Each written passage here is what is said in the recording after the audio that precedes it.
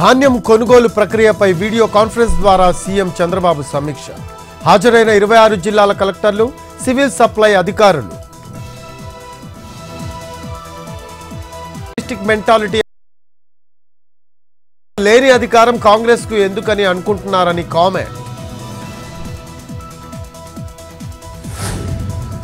ప్రతిపక్ష నేతగా కేసీఆర్ సభకు వచ్చి మాట్లాడాలి.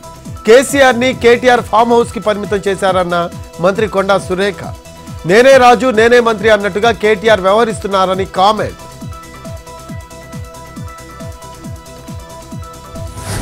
సెక్రటేరియట్ కు చేరుకున్న తెలంగాణ తల్లి విగ్రహం. ఈ నెల 9న సీఎం చేతుల మీదుగా విగ్రహ ఆవిష్కరణ. తెలంగాణ తల్లి విగ్రహం చుట్టూ ఫౌంటైన్ పనులు 90% పూర్తి.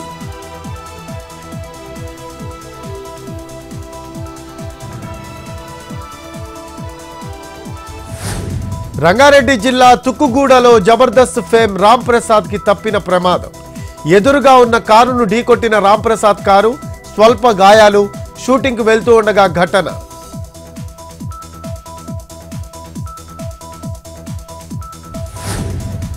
కొమురంభీం జిల్లా చింతలమానేపల్లిలోని నది సమీపంలో మేకలపై వన్యప్రాణి దాడి. చిరుతపులి దాడి చేసి ఉంటుందని అటవీ శాఖకు సమాచారం ఇచ్చిన స్థానికులు.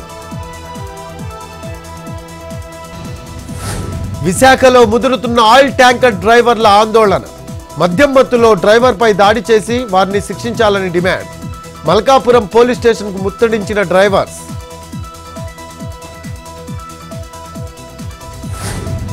ప్రకాశం జిల్లా గిద్దలూరులో నీట మునిగిన లోతట్టు ప్రాంతాలు.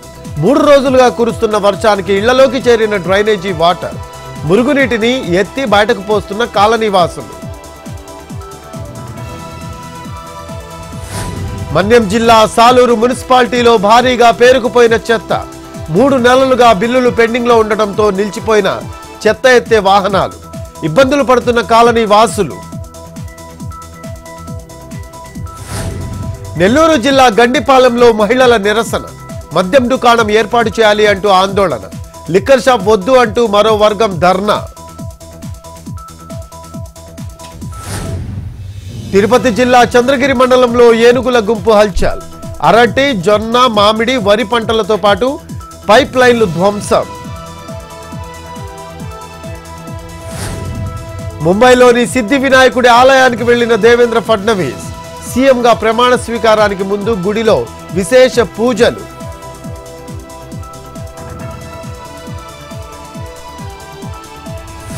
నేడు తమిళనాడు దివంగత సీఎం జయలలిత 8వ వర్ధంతి.